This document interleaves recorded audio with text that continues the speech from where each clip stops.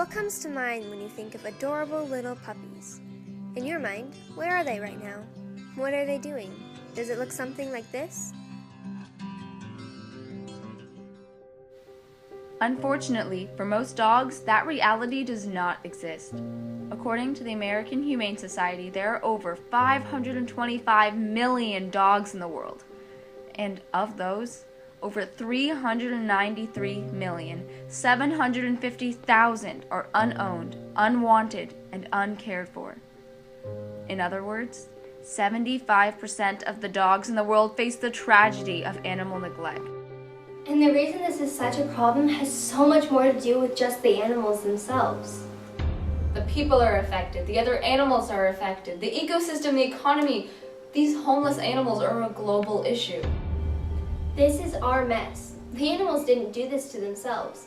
This is our responsibility to fix this. We wanted to learn more about animal neglect and pet overpopulation, not only just here in Plano, but also in respect to the world as a whole. We went to talk to McKenna's friend to tell us a little bit about pet overpopulation in the world.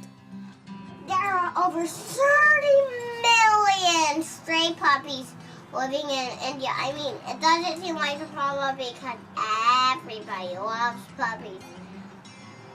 But being a stray is a hard life. Too many stray puppies can hurt the environment, and over 20,000 people in India every year because of rabies. I think every puppy should have a home so that all the animals are happy and people can stay safe. Although this can be seen worldwide, we wanted to see the effects of animal neglect in our own community. So, we went to talk to Miss Stephanie Hall, the founder of the Second Chance SPCA Association here in Plano. What do you do here at the animal shelter? I am the director of operations. What I do here is I rescue the animals from other shelters that are at risk of being euthanized. What have you seen, or what have been your experiences with abused animals or animal abuse or animal neglect? There are times that we have taken on special needs animals that require a great deal of socialization. Sometimes those animals are too far gone to be able to work with here and do end up putting us in a position of having to euthanize. How would you describe the life and conditions for the animals here? This is one of the topics I love to talk to people about. I believe very strongly in this organization. Being a no-kill animal shelter, we get to give them as much comforts as we can. I think, again, that they're all well tended to, they're well looked after. The flip side, it's a stressful setting. This is not a way for any animal to live. We really view ourselves as a temporary stop with these animals coming from one shelter setting into a humane organization, but I still think it's a pretty stressful setting on those animals. What are some of the biggest challenges you've met? Losing any animal is always a challenging experience. We lost 2 animals this week due to illness. These are animals that obviously weren't well taken care of before they arrived to us, and unfortunately got them too late. And it's heartbreaking. It's absolutely heartbreaking. Yeah. And I know that you guys said you are a no-kill shelter, Mm-hmm. and this is a sensitive topic, but what are your policies for animal euthanasia or when they're too far gone? First, if any animal is is ill and is suffering, and we have exhausted all medical treatment for those animals, we will humanely euthanize them. I think we go to whatever extent necessary to get them the care that they need, up to obviously hospitalization, anything that we can do to get them to pull through. Once we've exhausted all of that, we will not let an animal suffer. What do you know about pet overpopulation in respect to the world as a whole? I don't know if I can answer it to the world as a whole. Here in the United States, there are millions of adoptable animals euthanized annually. In the Dallas-Fort Worth area, they estimate 200,000 adoptable pets are euthanized. Those aren't the sick ones. Those aren't the extremely young ones. Those are the ones that are hardy, that are healthy, that are sweet, are euthanized just due to lack of space. Why do you think people should consider adopting from a shelter rather than a pet store? Well, the unknown background of animals from here, at least they know, first off, you save 2 lives. You save that animal's life, and you open up a space for another animal to be rescued. A lot of the pet stores do have animals that come from puppy mills, where the animals, although cute and fluffy and sweet and wonderful, mom and dad are kept in horrific conditions. Well, we've just spent a while talking about all the problems that come with these situations and animal neglect. What do you think are some possible solutions to these issues? I do think that people need to be smarter about where their animals are coming from.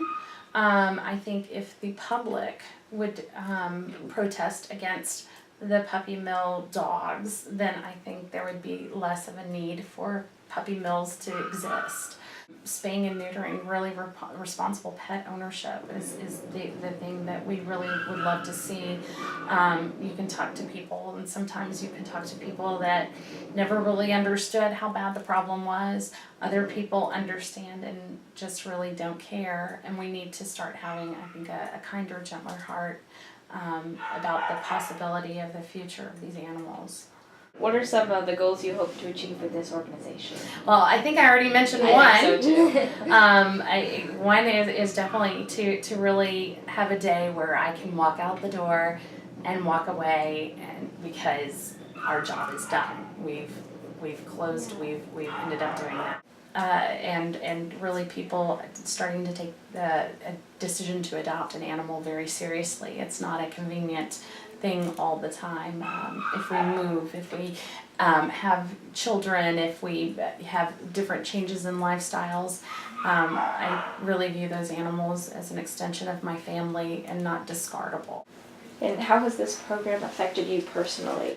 My first dog was rescued the day that she was scheduled to be euthanized.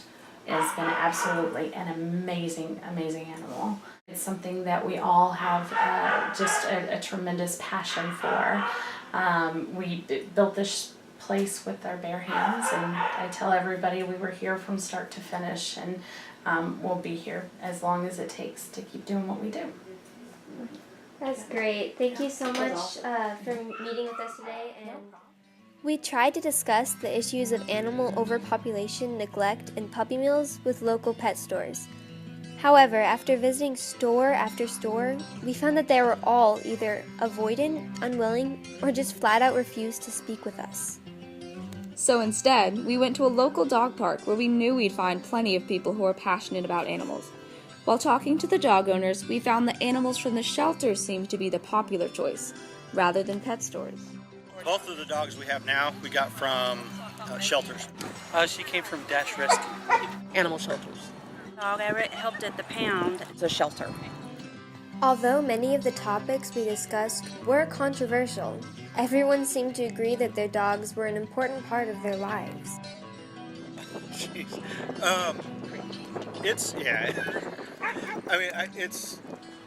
I've had dogs on and off all my life, and it's weird when you don't have one. They're like a part of your family. You know, you come home and they're like the first person dog that greets you at the door, and they're always happy to see you, which puts you in a good mood as soon as you walk in the door. I don't know what we would do without them. So, and they just make me happy. They do. Yeah. Give me a lot of joy. So much to your life. They're just, they're so happy to see you, and kisses and hugs, and I love them. Every animal deserves to be loved and cared for. Animal neglect is a global issue, and it's up to us to make a difference. Pets are not an interchangeable toy, but a commitment. Every animal deserves a good life, so support animal shelters. The dogs don't have a voice, so speak up for them. Stand up for what you believe in. And maybe you might just save a life.